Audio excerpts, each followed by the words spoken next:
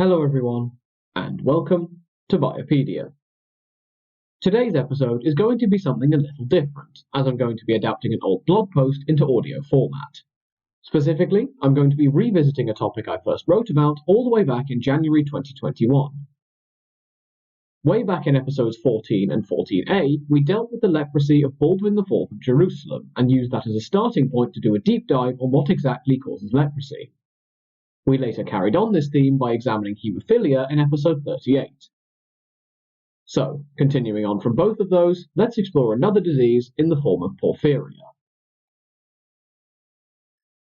Porphyria is a condition most famously suffered from by George III of the United Kingdom, who reigned between 1760 and 1820. He was so unwell later in life that his fitness to rule was found to be lacking in 1811. To go back to the beginning, George III had been fine until 1788.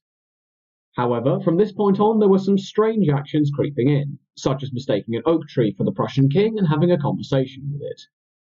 He also attacked his son Prince George.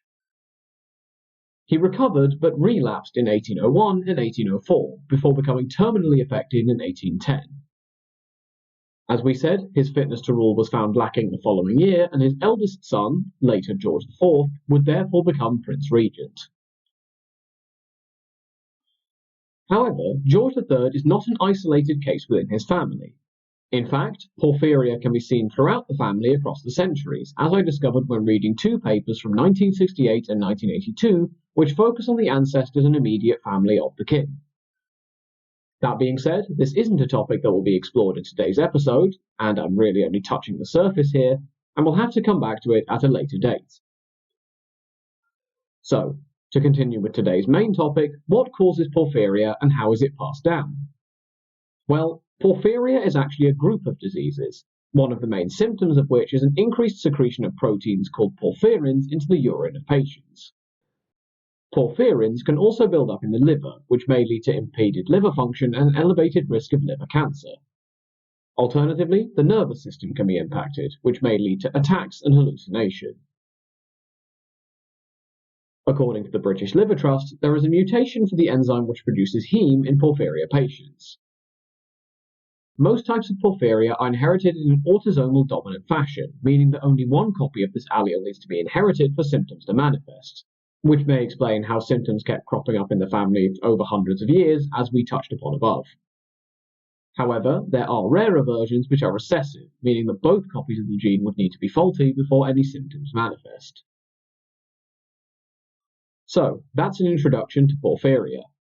As an interesting aside, there's a 2011 article in the New Scientist which mentions that one sufferer is likely to have been Vlad Dracula, which may have started the idea that vampires can't abide sunlight.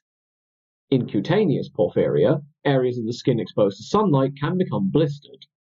Afflicted individuals consequently avoid sunlight due to pain. Moreover, their skin may shrink back around the mouth, leading to the impression of fangs. I'm not going to go into it too much more here, but it's certainly interesting to think that a disease suffered from by kings through the ages may have led to modern ideas about vampires. That's it for today. As always, thank you for listening. There's a lot more that could be said on porphyria generally, and specifically on porphyria throughout the rest of George III's family, which I've kind of glossed over here. I'm thinking of coming back to it in future, so let me know if that's something you would be interested in. In the meantime, feel free to get in touch for any questions, comments, or topic suggestions for future episodes. Until next time, have a great week, everyone.